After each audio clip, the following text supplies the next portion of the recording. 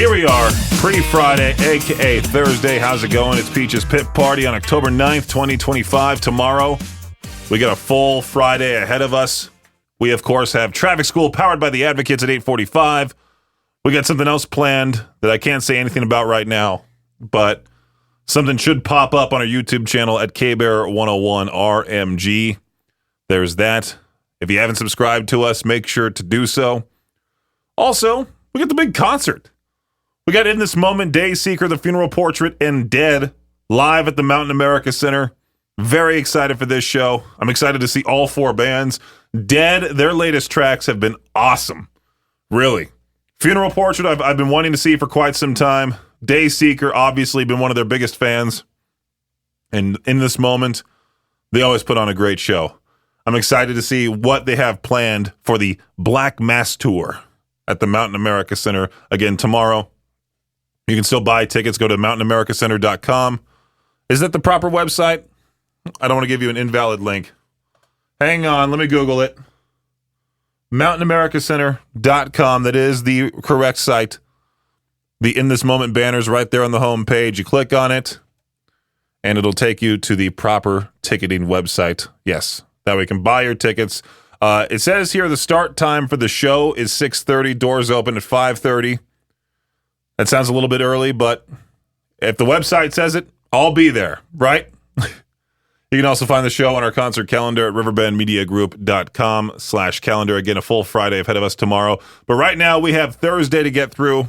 I guess I'll come back with more crap to talk about right here on K-Bear 101. Yesterday, I gave away a pair of haunted passports thanks to Wackerly Auto Center and Minuteman Services.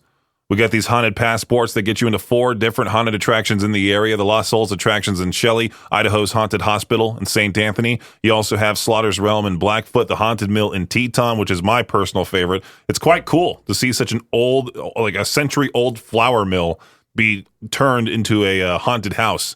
And it's quite unique to go through that place. You do have to crawl at some points. Yeah. Unfortunately, with how my back is feeling this entire week, it would be impossible for me to go through the haunted mill. I would get like frozen in one of the crawl spaces and they have to come rescue me. But if you want to win these haunted passports, make sure to listen for those scream tones. You'll know when you hear it. There's a loud scream, and then there's the whole call now. Be caller 13 when you hear that scream tone. Not right now. When you hear that scream tone, be caller 13 to win these haunted passports. Again, thanks to Wackerly Auto Center and Minuteman Services for helping us out with that. Let's move on to some Halloween music. Thanks to Juice City Vapor for our K-Bear Rockin' Halloween. It's Ghost. Now, I'm not the biggest LeBron James fan. Never have been. Never will be. I've always been a huge fan of Kobe. But I was excited when LeBron joined the Lakers a couple years ago. I was excited, finally, the Lakers can stop sucking. And, of course, they won a championship in 2020. Everyone calls that year an asterisk because it just, quote-unquote, didn't count. It's like, yeah, it did. The players were then even more competitive than they should be because they were all in a bubble. You know, it was pretty cool watching basketball that way. But anyway, LeBron, he put out this teaser video, and he called it, like, Le Decision, to tie in with his name, Le Decision. And everyone thought that he was finally going to announce his retirement. So everybody flocked to the ticketing websites to buy tickets for the final Lakers home game of the season. Prices went through the roof. Sales increased 20 times in the first hour after the announcement, that teaser video. Sure enough, that teaser video had nothing to do with his career. He instead, all of a sudden, just put out an ad for Hennessy. And that was it. Hennessy must have paid him a lot of money for LeBron to fake tease his retirement and then say, oh, yeah, no, I'm just supporting this beverage. You guys should get it, type of thing.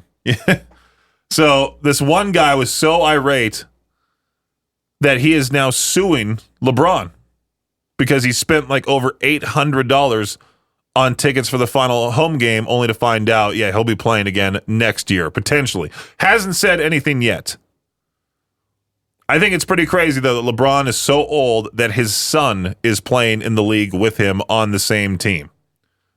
And Bronny James isn't necessarily the best player I should have saved this for the Shot Clock Sports Update. I apologize.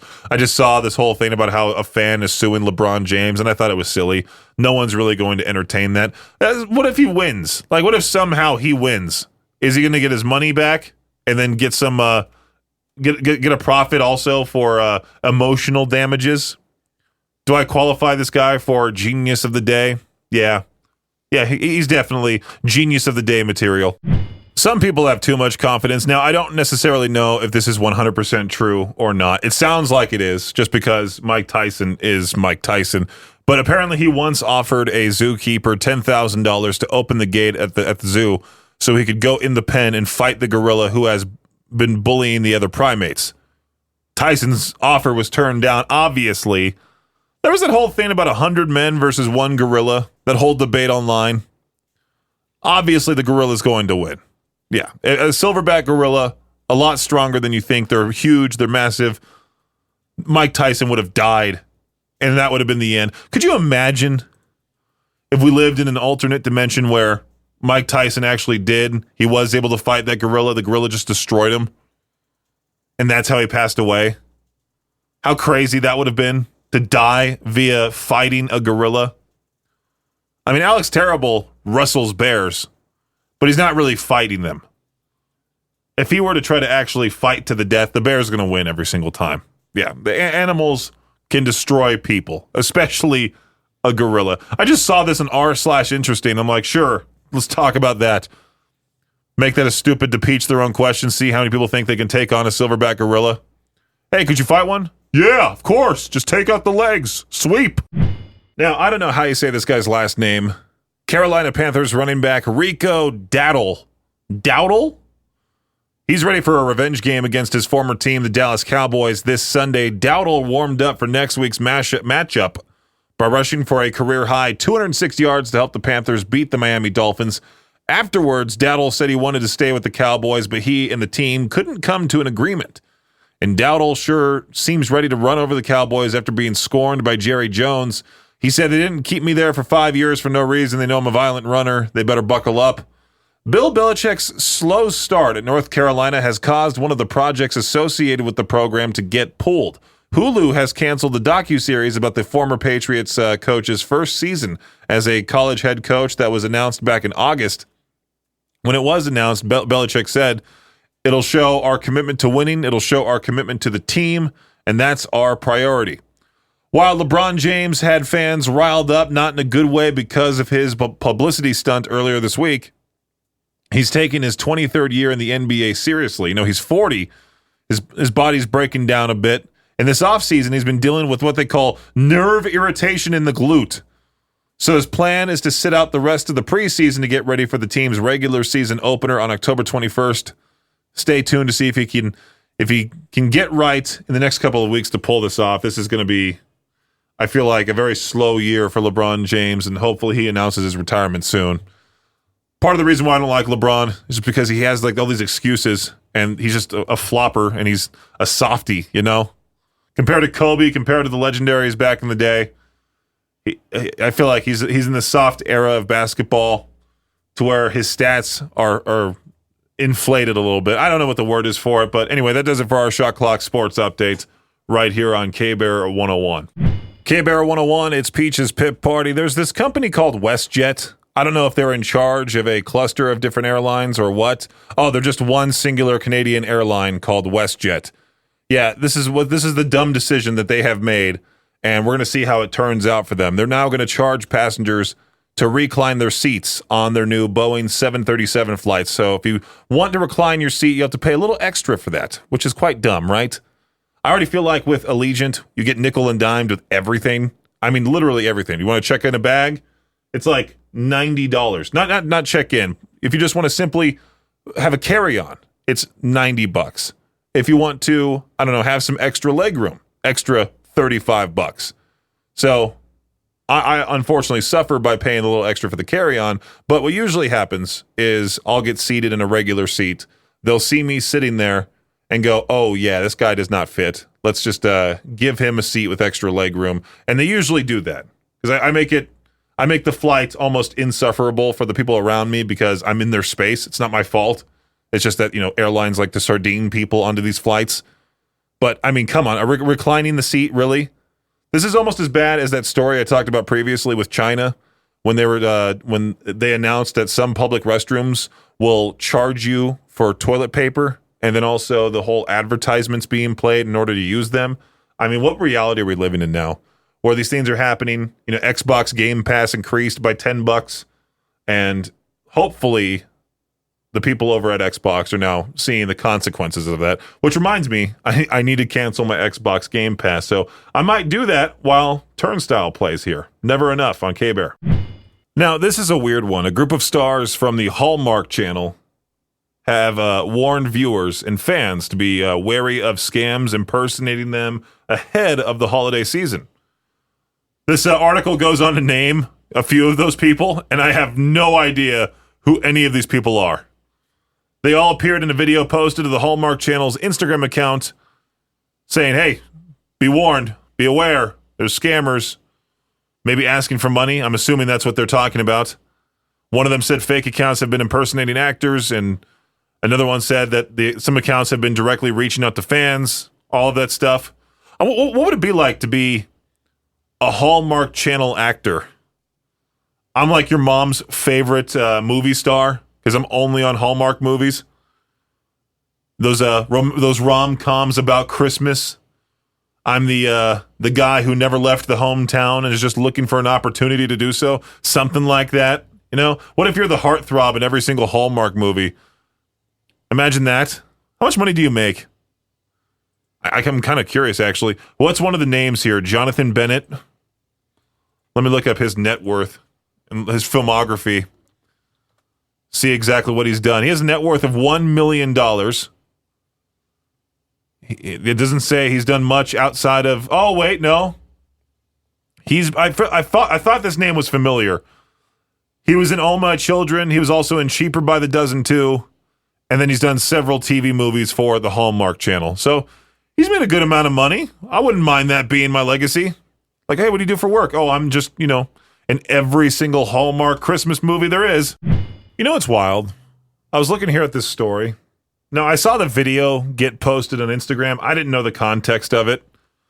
I just assumed something weird happened, and that was it. I moved on. Some woman in her 60s died at Disneyland on the Haunted Mansion ride. She experienced a health issue and died after riding the Haunted Mansion attraction. She was unresponsive immediately after exiting the ride. According to the police, Disneyland security provided CPR until paramedics arrived and transported her to a local hospital where she was later pronounced deceased. Isn't that sad? Like, that's somebody's, mom that went to Disneyland. Supposed to be a super happy day. Little did you know, that's the last day of her entire life. We're getting pretty morbid here. I'm just glad she didn't die on the ride next to someone. She's just gone and there's just a corpse sitting next to you on the ride. Okay, before I make too many terrible jokes about this story, not even jokes, just remarks about this story here, let's just move on. Oh, geez. The next song, The Pretty Reckless, this one's timely. For I Am Death on Peach's Pit Party. At what point do you cut off the live stream as a Twitch streamer? I saw this story a couple days back. I meant to talk about it. I'm talking about it now. Better late than never. This lady by the name of Fandy, literally like candy, but with an F. She is known for playing World of Warcraft, Overwatch, League of Legends, and she basically went into labor on stream. Yeah. She gave birth in this 8-hour-long stream. Did they really show everything? I don't want to go into detail about this, really. I don't want to get myself in trouble with the Jade Pucker alert. But, yeah. She went on Twitter, said, hey, I'm about to do this. The stream has garnered over 50,000 views. And it's not the first birth broadcast either on Twitch or any other platform, but it is the first time a streamer with thousands of followers has live streamed the entire process and promoted it as just her latest piece of content. Now that kid, years down the road, can go back and rewatch that whole video, just in case he wanted to. just in case, I shouldn't say just he, just in case they wanted to. One of the dumbest things with having a back injury is that you often have to kind of just walk weird. Now, I don't know how this happened. I haven't talked about it because, well, I just didn't feel the need to do so, to talk about my personal injury, however it came about. This type of thing has popped up in my life a couple of times here and there. It affects me in my lower right back. Now, I don't know. I'm paranoid as to what exactly. I'm trying to dive deep into what exactly causes this, and I want to get rid of it completely. And a lot of people have suggested going to the chiropractor. I've gone to the chiropractor multiple times. It's never gotten fixed all the way through to where it never happens again. Going to the doctor, I'm afraid they're just going to do like this whole thing where they say, "Hey, here's some painkillers. It'll pass," or "Here's a muscle relaxer. It'll pass." That type of thing. And I don't know what, it's like my lower right back, my right hip sticks out a little bit, and it's to the point where I walk like I need to go use the restroom, if you know what I'm talking about. It's that bad. And I'm hoping that it is about 90% better tomorrow, so that way I don't look weird at the show. And then I get asked by a multitude of people, "Hey, what's wrong with you? What's going on? Aren't you a little young for that?" That's my least favorite thing to get asked. Least favorite thing. "Aren't you a little young to have that?" No kidding. Anybody can have problems at any age. That's my thing. "Aren't you a little young to have back issues? Wait till you're my age. You'll be dead." That type of thing. I am excited for that show tomorrow. In this moment, Day Seeker, the funeral portrait, and Dead. I already saw one of our listeners found some type of bus in the area, and this person's just not stalking them, but he uploaded their picture on Facebook and said, "Hey, look, this might be for the show tomorrow. I found a bus at a local hotel."